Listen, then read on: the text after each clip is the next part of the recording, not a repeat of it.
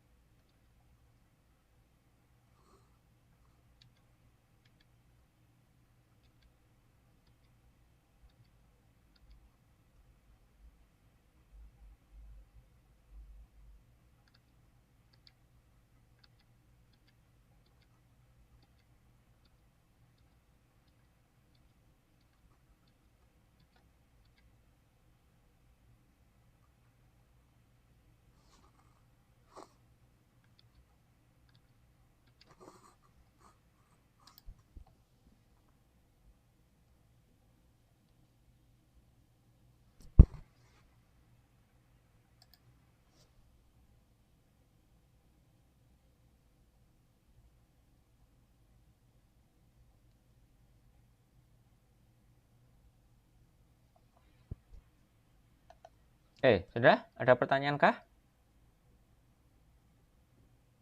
Ada pertanyaan kah? Oke, saya jelaskan sekarang. Di modul di sini di dalam fungsi display ini normal, clear color buffer bit sama depth buffer bit, terus kemudian load identity di rotate 35 atau 11. Jadi setiap kali di awal itu posisinya dirotasi 35 terhadap sumbu X, Y, dan Z. Terus kemudian dikasih untuk materialnya, ini yang saya jelaskan di minggu kemarin, untuk spekular nilainya berapa, shininess berapa, diffuse berapa, kemudian di set GL material FP. Setelah itu di rotate dengan idle function dengan nilai theta di sini. Setelah itu yang berbeda dengan yang sebelumnya, kalau sebelumnya saya memanggil glued solid bintang, maka di sini dibikinnya manual. Ini ditampilkan, kita menggambar dulu sisi bidang depan, terus digambar GL begin, GLN. Sisi bidang belakang digambar, kiri digambar, kanan digambar, bawah digambar. Maksudnya apa? Maksudnya begini. Kita mau buat balok begini ya. Balok. Maka balok ini kan punya 6 sisi. Sisi depan, sisi belakang, sisi kanan, sisi samping, sisi atas, dan sisi bawah. Masing-masingnya perlu digambar. Ini yang terjadi di sini. Nih. Gambar sisi depan. GL begin, GL vertex, GL vertex, GL vertex. Sisi belakang, GL begin, GL vertex, GL vertex. Nah, yang membedakan adalah sekarang untuk shadingnya, supaya berjalan shading manual, saya kasih GL normal. Nah, untuk bidang yang sini, garis normalnya itu tegak lurus ada bidang, itu begini. Untuk yang bidang yang sini, garis normalnya tegak lurus ada bidang tersebut. Untuk bidang yang sini, tegak lurus di sini. Bidang yang sini menghadap ke atas. Bidang yang sini menghadap ke kiri. Bidang yang belakang menghadap ke belakang. Nah, tuh. Di sini cirinya begini. Untuk sisi mana tadi? Pakai yang sini saja menjelaskannya. Untuk yang sisi depan, perhatikan semua nilai Z-nya 1. Semua nilai Z-nya 1. Itu artinya dia menggambar kalau begini, sisi depan yang sini. Sisi depan di sini. Semuanya ada 1. Nilai Z-nya 1, 1, 1, 1. Sisi yang belakang, ini sisi depan 1, sisi belakang minus 1. Ini minus 1 Z-nya. Yang belakang sini minus 1. Yang belakang sini juga minus 1. Sisi depan ini 1. 1, ini minus 1. Nah, di sini nilainya, perhatikan, bidang depan semua nilai Z-nya 1. Terus L normal 3F dikasihnya adalah nilai X0, nilai Y0, nilai Z-nya positif 1. Untuk yang isi belakang, semua nilai Z-nya negatif 1. Semua nilai Z-nya. L normalnya, X-nya 0, Y-nya 0, Z-nya negatif 1. Untuk sisi kiri, semua nilai X minus 1. Semua nilai X. Nilai GL normal 3F-nya minus 1, 0, dan 0. Sisi kanan, X semuanya positif 1. Maka GL normal 3F-nya positif 1 untuk X, yang lainnya 0. Sisi bawah, semua nilai Y minus 1. Maka GL normal 3F-nya kirinya 0, X-nya 0, Z-nya 0, dan Y-nya minus 1. Dan demikian pula yang terakhir, sisi atas, nilai Y-nya semuanya 1, positif 1. GL normal 3F-nya, Y-nya juga positif 1. X0, Z0. Sampai sini dulu, ada pertanyaan kah? Sampai sini dulu ada pertanyaan kah? Sampai sini dulu ada pertanyaan kah? Tidak ada? Lanjut. Nah, syaratnya vektor normal itu haruslah 1, tegak lurus ada bidang, dan yang kedua ternormalisasi. Apa Pak ternormalisasi sebenarnya? Ini kan saya jelaskan. Ternormalisasi apa? Ini mengulang konsep pelajaran tentang vektor normalisasi. Nah, satu lagi untuk yang bidang sejajar sumbu koordinat itu vektor normalnya sejajar juga dengan sumbu koordinat. Maksudnya apa? Maksudnya begini. Ada objeknya balok gini kan. Kebetulan baloknya ini sejajar dengan sumbu X, sejajar dengan sumbu Z, dan sejajar dengan sumbu Z. Maka nilai vektor normalnya dia akan sejajar dengan sumbu X, sumbu Y, sumbu Y, sumbu X, sumbu Z, dan sumbu Z. Nah, ini karena sejajar. Gimana kalau baloknya ini atau bangun yang kita bikin tidak sejajar? Contohnya kalau dia begini.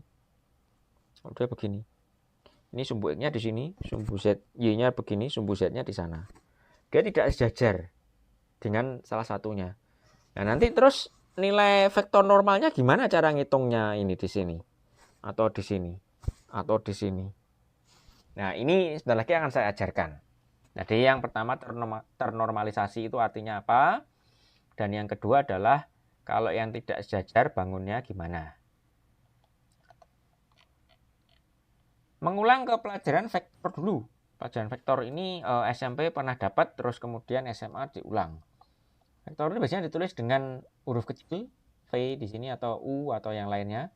Terus ada baris, dikasih baris horizontal di atasnya. Garis horizontal, V garis horizontal. Ini menunjukkan ini vektor. Biasanya ditulis begini, kalau tidak secara kolom atau baris begini. Dia sendiri, dia itu menggambarkan arah antara dua titik. Jadi kalau ada titik A, titik B, terus kemudian kita mau menghitung vektor AB, biasanya ditulis begini. A, B ada garisnya dari kiri ke kanan. Rumusnya adalah titik B dikurangi dengan titik A. Ini disebut vektor AB. Nah, kalau dibalik, dari B menuju A, itu penulisannya adalah BA ada garis dari kiri ke kanan tanda panah. Rumusnya adalah A dikurangi B, tujuan dikurangi awal. Operasi dalam vektor sendiri, ini yang sederhana dulu, penjumlahan dan pengurangan. Kalau ada vektor V dijumlahkan dengan vektor U, maka ditulisnya ini vektor V-nya secara kolom, vektor U-nya secara kolom, terus dijumlahkan per baris. 1 tambah 1, 2, 1 tambah 0, 1, 0 tambah 1, 1. Kalau vektor V dikurangi vektor U, itu modelnya begini. 1, 1, 0 dikurangi 1, 0, 1. Itu sama per baris operasinya. 1 dikurangi 1, 0. 1 dikurangi 0, 1. 0 dikurangi 1, minus 1. Ini yang penjumlahan dan pengurangan. Kalau perkalian, vektor itu dibagi jadi dua. Ada namanya perkalian skalar dan ada perkalian vektor. Kalau perkalian skalar itu artinya vektor dikalikan dengan angka biasa. Contohnya 8 di sini. V di sini 110 dikali dengan 8, hasilnya adalah vektor juga. 880. Terus untuk perkalian vektor itu dibagi jadi dua, perkalian dot dan perkalian cross.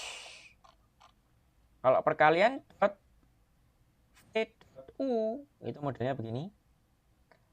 Maka operasi yang dilakukan adalah 1 dikali 1 ditambah 1 dikali 0 ditambah 0 dikali 1. Hasilnya 1, yaitu skalar. Operasi dot itu adalah operasi skalar, menghasilkan skalar. Untuk cross, V di cross dengan U, itu caranya adalah untuk baris pertama ini ditutup. 1 dikali 1 dikurangi 0 dikali 0. Ini di sini. Untuk baris kedua ditutup. Terus dibalik. 1 dikali 0 dikurangi 1 kali 1. Nih. Untuk baris ketiganya ditutup. Terus 1 dikali 0 dikurangi 1 dikali 1. Nih. Hasilnya ini. Dilakukan operasi perkaliannya, terus operasi penjumlahan pengurangannya dilakukan, hasilnya seperti ini. Hasil akhirnya adalah vektor juga. Terus operasi vektor yang lain adalah besar vektor. Besar vektor itu disimbolkan dengan simbolnya vektor V dengan garis atas diapit oleh dua garis vertikal. Satu di garis kiri, satu di garis di bagian kanan. Nah, rumusnya adalah akar dari komponen X dari vektor tersebut dikuadratkan, ditambah komponen Y dari vektor tersebut dikuadratkan, ditambah dengan komponen Z dari vektor tersebut dikuadratkan. Kalau contohnya tadi, V tadi nilainya 110, maka akar dari 1 kuadrat ditambah 1 kuadrat ditambah 0 kuadrat sama dengan akar 2. Ini besar vektornya. Nah, balik ke pertanyaan saya tadi, apa yang dimaksud dengan vektor ternormalisasi? Ini modelnya begini, vektor ternormalisasi adalah dikasih ada tanda petiknya di sini. Itu adalah vektor dibagi dengan besar vektornya sendiri. Vektor dibagi dengan besar vektornya sendiri. Jadi contohnya kalau V tadi 110 dibagi dengan ini. Besar vektornya akar 2. Maka 110 dibagi akar 2 jadinya 1 per akar 2, 1 per akar 2, dan 0. Ini vektor yang ternormalisasi, vektor V yang sudah ternormalisasi. Yang menarik dari proses menormalisasi vektor V ini adalah hasil ternormalisasi ini kalau dikasih besar vektor lagi, ini diapit oleh tanda garis vertikal kanan dan kiri, itu hasilnya selalu satu, vektor apapun kalau sudah ternormalisasi dikasih operasi besar vektor itu hasilnya selalu satu. Contoh yang di sini ya, ini kan, di akar dari ini kuadrat ditambah ini kuadrat ditambah ini kuadrat. 1 per akar 2 kuadrat itu kan setengah. 1 per akar 2 kuadrat setengah juga. 0 dikuadratkan 0. Jadi setengah ditambah 0. Hasilnya 1. 1 di akar, hasilnya 1 juga. Maka ini sesuai dengan ini. Kriterianya ini. Besar vektor yang ternormalisasi itu selalu sama dengan 1. Oke, ini untuk jawaban yang pertama. Jawaban yang kedua. Kalau bidangnya miring, Pak, tidak kalau kita bikin objek 3 dimensi yang tidak sejajar dengan sumbu koordinat, maka yang harus kita lakukan adalah kita harus menghitung vektor normal secara manual. Jadi ini kalau ada vektor, ada 3 titik begini, T1, T2, dan T3, kita tahu V1 di sini adalah T2 dikurangi T1, vektornya mengarah ke sana. Terus V2 di sini adalah T3 dikurangi T1, vektornya V2 mengarah ke sana. Saya ambil dari tutorialnya dari sini. Dari sini. Bisa diklik terus bisa dilihat. Nah, caranya gimana menghitung vektor normal? Jadi kalau kita tahu ada V1 dan V2, kita tahu ada vektor normal, maka tinggal lakukan operasi cross. Ingat tadi yang saya barusan jelaskan, operasi cross itu menghasilkan sebuah vektor. Dan vektor yang dihasilkan ini selalu tegak lurus terhadap V1 dan V2. Hanya saja, kalau saya punya dua vektor begini kan, saya punya dua vektor. Tegak lurusnya itu bisa ke arah sana, atau ke arah sini. Bisa ke arah sana atau ke arah sini. Sama-sama tegak lurus terhadap dua vektor ini. Cara mengetahuinya gimana? Kita menggunakan aturan tangan kanan. Kalau ini di-crosskan dengan ini, aturan tangan kanan ini duluan ke sini, maka arah vektornya akan ke sana. Tapi kalau sebaliknya, ini duluan di-cross ke sini, maka arahnya ke sini. Sehingga arah vektor normalnya ke sana. Jadi untuk penentuan vektor normal di sini, yang perlu kita perhatikan adalah apa dikalikan apa dulu. Kalau kita mau mencari vektor normal ke arah sana, maka V1 di-crosskan dengan V2. Maka vektor normalnya akan ke atas. Kalau terbalik, V2 di-crosskan dengan V1, maka vektor normalnya akan ke arah bawah. Oke, Terus caranya gimana Pak? Ya ini sama ini kodenya. V sama dengan ini vektor normal V sama dengan V1 di-crosskan dengan V2. Kalau V itu punya komponen Vx, Vy, Vz, maka Vx adalah V1y dikali V2z dikurangi V1z dikali V2y. Apa tuh ini Pak? Sama dengan yang ini loh sebenarnya. Nih, sama dengan yang ini prosesnya. Hanya saja di sini dikasih ini punya Vx, Vy, Vz. Ini yang ini Ux, Uy, Uz. Tapi dalam rumusan tadi ini disebut V1x, V1y, V1z. Ini V2x, V2y, dan V2z. Begitu. Ini rumusnya kalau ditulis dalam format pemrograman itu seperti ini sebenarnya. Nah, karena di sini V1 kali V2, maka nanti arah vektor normalnya ke sana. Ini proses menghitung vektor normal secara manual. Jadi kalau kita tadi kan membangun mana tadi? Membangun objeknya kan begini. Depan ada GL vertex, GL vertex, GL vertex, GL vertex. Kita bisa cari tahu ini vertex pertama dari sini dikurangi sini. Terus vertex kedua yang ini dikurangi dengan yang ini. Ketemu vertex pertama dan vertex kedua. Tinggal nanti di cross. Nah, perlu diperhatikan yang di cross yang mana? Vertex dari hasil perhitungan ini di-crosskan dengan vertex hasil perhitungan ini atau sebaliknya. Itu yang perlu dihati-hati. Kalau secara ini gambaran, saya punya vertex di sini, saya punya vertex di sini. Saya punya vertex di sini. Saya hitung ini punya vektor ke sana, ini punya vektor ke sana. Kalau saya mau mencari vektor normal ke sana, maka vektor yang ini saya cross dengan vektor yang ini supaya aturan tangan kanannya begini. Jadi kita tahu vektor normalnya dari bidang ini gimana. Ada pertanyaan dulu sampai sini. Ada pertanyaan dulu sampai sini.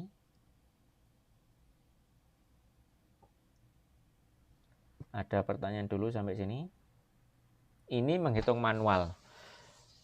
Buat apa Pak ini kok diajari yang semacam ini? Nanti di demo 4, kaitannya demo 4. Ada beberapa objek yang miring di mana di ular tangga itu, terutama di sisi ularnya. Ada bagian dari ular itu yang miring, yang mau tidak mau harus kita hitung secara manual di sana. Yang mau tidak mau saya hitungnya secara manual. Yang lain-lainnya dari aturannya sengaja saya bikin sebagian besar dari objek-objek yang ada di demo itu semuanya sejajar dengan sumbu koordinat. Hanya ular yang perlu hitung manual. Tuh. Ada pertanyaan dulu sebelum saya lanjutkan? Oke, lanjut. Nah, yang perlu diketahui metode yang saya barusan jelaskan ini adalah memberikan vektor normal per bidang. Apa Pak maksudnya per bidang? Bidang itu begini. Jadi nanti kan, ini diketahui, dihitung vektor normalnya. Terus vektor normal vektor normal ini disetkan untuk satu GL begin. Maka semuanya ini akan begini. Untuk sisi yang sini. Nanti sisi yang sini dihitung, semuanya akan ngikut semuanya begini.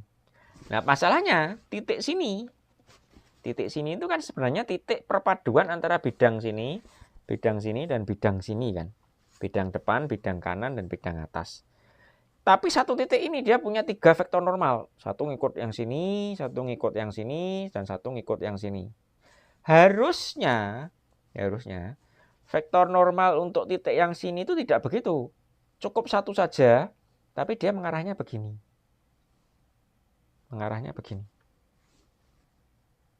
Jadi dia tidak persis lurus ada 3, tapi satu saja tapi begini. Gabungan dari 3 tersebut. Nah, kalau yang seperti itu namanya adalah pemberian vektor normal per vertex namanya. Vektor normal per vertex. Gimana Pak cara menghitung per vertex? Nih contohnya. Ini ada bidang pertama, dihitung vektor normalnya V41. V4 dengan V1. Ini ada bidang kedua, dihitung vektor normal antara V1 dengan V2. V12. Bidang ketiga V2 dengan V3 dihitung V23. Bidang terakhir V3 dengan V4 dihitung V34. Nah, ini kan ada 4 vektor normal. Di titik sini kita mau cari resultannya, yaitu V di sini yang merah di sini. Maka rumusnya adalah dijumlahkan. Vektor yang 41 ditambah 12 tambah 23 tambah 34 dijumlahkan. Setelah itu dinormalisasi. Nah, V12, 23, 34, V41 ini sendiri sudah dinormalisasi di jugaan. Kenapa coba kok perlu dinormalisasi? Oh, sebentar. Ini sebelum ke pertanyaan itu. Sampai sini ada pertanyaan dulu enggak? Bahwa dijumlah terus keluar 1, nah itu yang diberikan di situ. Maka itu per vertex. Akan kas untuk situ vertex itu hanya punya satu garis normal saja. Nah, nanti untuk demo UAS cukup yang per bidang. Tapi kalau mahasiswa mau melakukan perhitungan untuk yang per vertex, boleh, tidak ada masalah. Tapi untuk per bidang juga tidak masalah. Sudah nilainya sama nilainya. Tuh. Ada pertanyaan dulu tentang yang per vertex. Ada pertanyaan dulu yang per vertex.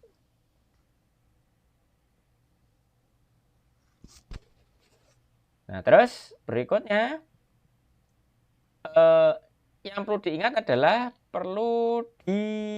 kenapa kok perlu dinormalisasi? Karena untuk setiap GL normal, vektor normal itu ukurannya haruslah besarnya harus 1, besar vektor tersebut. Jadi kalau kita melakukan perhitungan tadi cross tadi ketemu di sini, ini hasilnya masih belum ternormalisasi. Hasilnya besar, bisa jadi besar vektornya. Karena OpenGL mensyaratkan besar vektornya haruslah 1, maka harus dinormalisasi. Normalisasi dulu baru dikasihkan di sini. Kalau diperhatikan program saya tadi, nih, GL normalnya adalah 001 atau 00-1. Ini sebenarnya semuanya sudah ternormalisasi. Besarnya sudah 1. Kalau tidak percaya coba kita hitung. 0 kuadrat ditambah 0 kuadrat ditambah 1 kuadrat.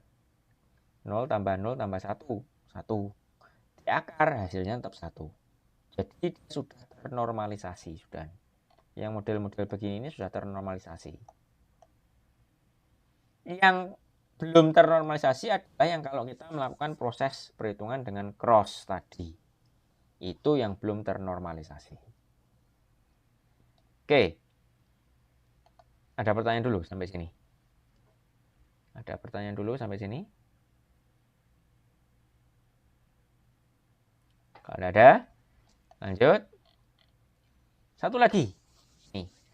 Ketika objek ditransformasi, entah itu ditranslasi, entah itu dirotasi, entah itu di scaling, maka vektor normalnya juga ikut ditransformasi. Jadi kalau ditranslasi, vektor normalnya ikut ditranslasi. Nah, GL scale terutama itu berpotensi untuk mengubah. Loh, sebentar. Kenapa Pak kok perlu ditransformasi juga? Ini contohnya. Nih. Kalau dia dirotasi, maka vektor normalnya harus ngikut rotasi. Karena kalau ininya dirotasi, ininya tidak ikut rotasi. Ininya masih begini. Vektor normalnya masih menghadap ke sana. Maka error. Ini tidak lagi tegak lurus sudah bidang. Maka ininya juga harus ikut bertransformasi. Problem terjadi pada GL scale. Karena kalau di scaling, ukuran vektor normalnya berubah. Jadi tidak lagi ternormalisasi tadi. Besarnya tidak lagi 1. Karena GL scale. Nah, untungnya OpenGL menyediakan mekanisme perbaikan otomatis. Kita cukup mengeksekusi perintah ini. GL enable, GL normalize. Cukup sekali diberikan di init, di fungsi init. Dan kita sudah tidak perlu khawatir, tidak perlu melakukan perhitungan ulang untuk mengantisipasi kalau terjadi transformasi. Nih, jadi ini perlu ada ini. Yang terakhir adalah perintah GL color material. Caranya mengaktifasinya begini. GL enable, GL color material. Ini akan membuat OpenGL menggunakan perintah GL color bintang untuk mengatur atribut material objek. Apa Pak maksudnya ini? Maksudnya, kalau sebelumnya kita kan membuat perintah-perintah mengatur material kan dengan 6 baris ini. Setiap kali kita mau ganti warna, kita masukkan 6 baris baru dengan nilai yang berbeda. Nih, GL material specular, material shininess, material diffuse, kemudian di set GL material FV, GL material FV, GL material FV. Nah, kalau ini dirasa ini kebanyakan, maka bisa kita cukup ganti dengan perintah satu saja, GL color 3F misalkan. Selesai, tidak perlu pakai ini. Syaratnya adalah kita harus memberikan perintah ini, GL enable, GL color material sekali di fungsi init. Kemudian diikuti dengan perintah ini, GL color material, phase dan mode. Phase-nya ini pilihannya ini. Modenya pilihannya adalah ini. Phase-nya ini akan berlaku di GL front, GL back, atau keduanya. GL front and back. Modenya ini berlaku untuk apa? Untuk GL ambient saja, untuk GL diffuse saja, GL specular saja, atau GL ambient dan GL diffuse. Kalau mau semua, maka GL color material, phase-nya adalah GL front and back, modenya adalah GL ambient dan GL diffuse. Itu satu. Tambahkan satu lagi, GL color material, phase-nya adalah GL front and back, modenya adalah GL specular. Jadi butuh 3 baris tambahan di fungsi init. Tapi setelah itu kita tidak perlu menambahkan 6 baris untuk tiap kali kita mengganti warna. Bisakah dipahami sampai sini? Ada pertanyaan dulu? Ada pertanyaan dulu?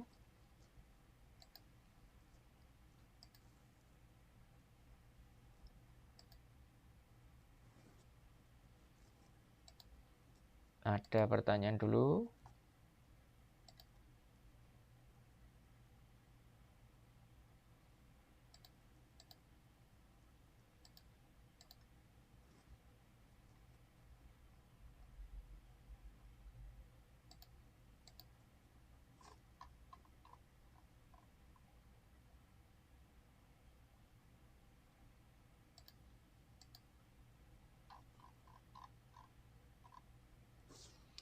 Kalau tidak ada, materi selesai. Saya akan membahas demo 4.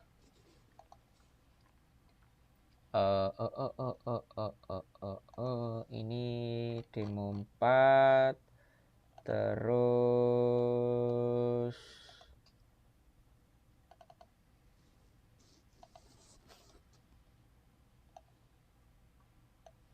ini demo 4. Nah, buat aplikasi yang menampilkan game luar tangga dengan kemampuan animasi, shading, dan viewing.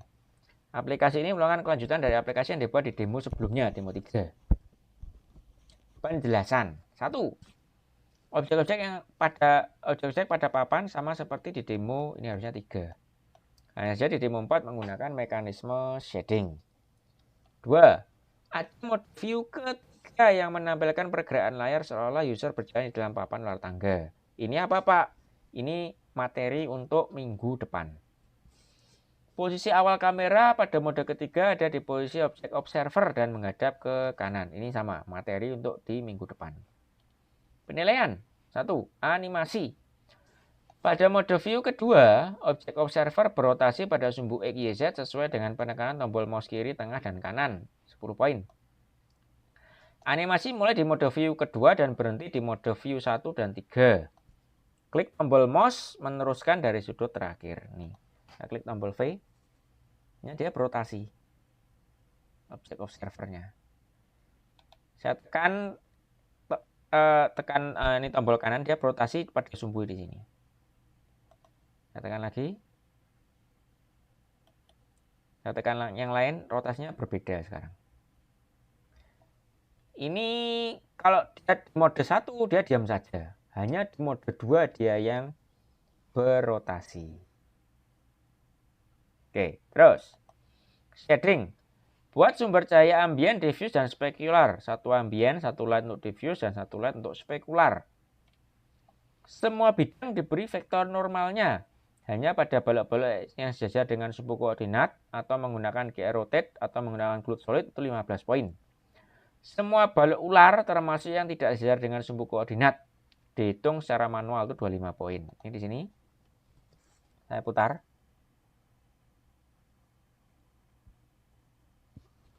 Satu, ini ambien, ini diffuse, ini spekular.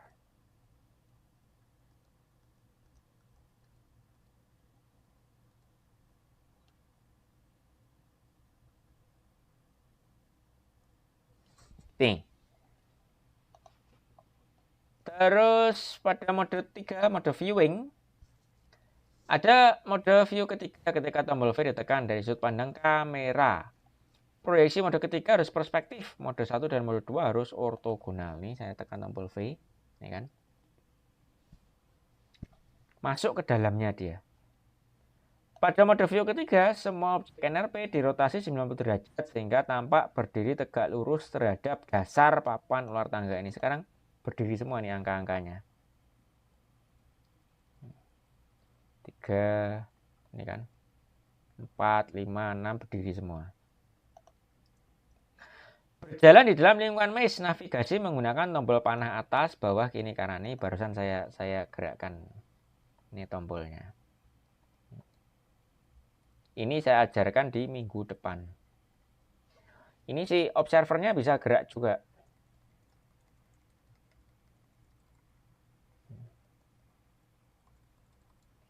Kita bisa ngikuti observernya.